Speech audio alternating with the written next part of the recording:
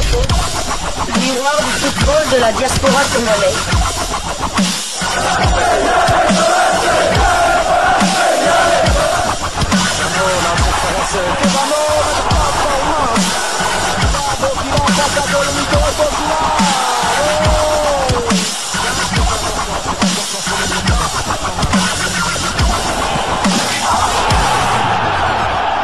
Diaspofoot, le miroir du football de la diaspora congolaise. Merci de rester fidèle à Diascofoot, le miroir du football de la diaspora congolaise. Nous venons encore aujourd'hui, le 8 juillet 2025, dans cette deuxième livraison, nous allons parler du demi-dieu de Chancel Mbemba Mangoulou, parce que ça nous intéresse de savoir maintenant que son contrat était arrivé à terme le 30 juin, jour de l'indépendance de la RDC. Eh bien, Chancel Mbemba maintenant, on aimerait que ça puisse bouger parce qu'il a refusé beaucoup d'offres lorsqu'il était à l'Olympique de Marseille. Et puis, on a vu aussi des clubs comme ça les solliciter, des clubs de Ligue 1, notamment, je pense, le Brest. Brest avait sollicité aussi Chancel Mbemba. Et maintenant, on est curieux de voir un peu où va s'orienter Chancel Mbemba. Il doit très vite s'orienter, commencer la pré-saison avec son nouveau club afin qu'il puisse être apte vraiment à affronter les terribles et redoutables Sénégalais qui nous font mal dans tous les niveaux. Au niveau des U20, au niveau des Léopards d'Âme, nous sommes tabassés par le Sénégal et jusque-là, on n'a même pas battu les Sénégalais. On a fait que match nul encore, souvenez-vous, à Diamniadio contre le Sénégal dans ce match comptant pour les éliminatoires de la Coupe du Monde 2006. Alors, Chancel Mbemba va s'orienter vers quel club? Je ne suis pas seul. Pour en parler, je suis avec Geno Links, qui est toujours en train de suppléer l'absence de Dodi Lobsen, qui est un peu souffrant en ces moments. Exactement, donc vous avez parlé du Sénégal, mais c'est dans 2 mois jour pour jour, donc le 8 septembre, que la République démocratique du Congo accueillera les Lions de la Teranga, et on espère, en tout cas du moins on croise les doigts, on espère que notre demi-dieu national aura trouvé un port d'attache. Selon les informations exclusives obtenues par Africa Foot, Chancel Mbemba, l'international congolais libre depuis la fin de son contrat avec l'Olympique de Marseille, est dans le viseur prioritaire du club émirati d'Al Ain. Cette formation souhaite s'attacher ses services dès ce mercato estival. Le club basé à Al Ain aurait récemment transmis une offre jugée compétitive pour convaincre le solide défenseur central de 29 ans. Bien que les montants n'aient pas été officiellement révélés, les sources proches du dossier affirment que l'offre émirati est supérieure sur le plan financier à celle émise précédemment par le Qatar SC, qui propose un contrat de 2 saisons assorti d'une prime annuelle d'1 million d'euros. Toutefois, Mbemba ne semble pas encore avoir tranché. Le joueur, dont la valeur actuelle est estimée à 2 millions d'euros sur le site Transfermarkt, prend le temps d'évaluer les différents projets sportifs, d'autant plus que des clubs de la Saudi Pro League se sont également manifestés. Après 3 saisons à Marseille où il a laissé une empreinte défensive notable, Mbemba souhaite désormais rejoindre un projet ambitieux et stable tout en continuant à évoluer au haut niveau. Al Ain, qui vise un retour au sommet du football asiatique, pourrait bien cocher toutes les cases pour accueillir l'ancien joueur du FC Porto, de Newcastle, de l'Olympique de Marseille et du Royal Sporting Club d'Anderlecht. Donc Chancel Mbemba, c'est vrai que les options, les sollicitations vont pleuvoir d'ici la fin du mercato. Il a raison de prendre tout son temps, de étudier attentivement chaque proposition qu'on va lui faire et ne pas signer à la hâte. C'est vrai que il peut négocier un dernier contrat très juteux avant de mettre un terme à sa carrière, donc il prend le temps de la réflexion.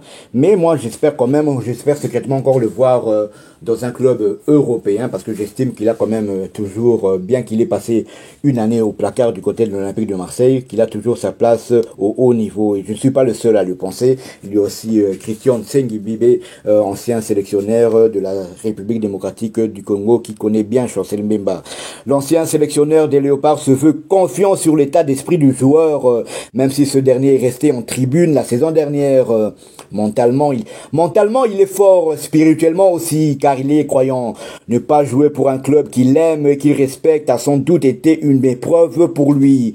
Mais il a tenu à rester jusqu'au bout de son contrat en espérant peut-être qu'on allait faire appel à lui alors qu'il aurait probablement pu partir au mercato hivernal. Comme je l'ai dit, c'est un vrai pro, honnête, ce n'est pas un tricheur. Il a traversé cette épreuve et je pense que cela n'affectera pas les futures performances. Il a toujours le niveau pour jouer dans un club du top 5 européen. Il ne m'étonnerait pas que d'autres clubs se manifestent. Comme il n'y a pas de transfert à payer, cela peut être intéressant. Selon les informations exclusives d'Africa Foot, Chancel Mbemba serait une priorité du club émirati Al Ain, mais le Qatar SC serait également intéressé par les services du joueur. En ce qui concerne l'intérêt du golf persique, Christian Sengri a déclaré ceci. Beaucoup de très bons joueurs qui évoluaient en Europe ont rejoint le golfe persique ces 2 dernières saisons, notamment l'Arabie Saoudite. C'est un championnat qui a progressé et qui est un bon niveau. Financièrement, c'est attractif et il est possible que Chancel Mbemba ait envie de signer un bon contrat. Je ne sais pas précisément ce qu'il souhaite, mais je pense qu'il a encore faim de très haut niveau et qu'il peut encore jouer 1 ou 2 saisons en Europe avant de partir du côté du golf.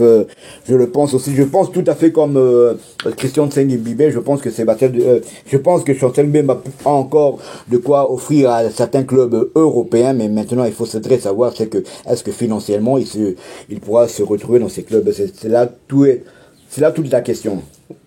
Oui, bon, effectivement, hein, bon, vraiment, aller évoluer du côté du golf, déjà, ce n'est pas tellement terrible, à moins d'aller dans le club des Al Hilal de l'Arabie Saoudite, mais Al Ain était également à cette Coupe du Monde de club, vraiment, franchement, ça ne m'a pas emballé, hein.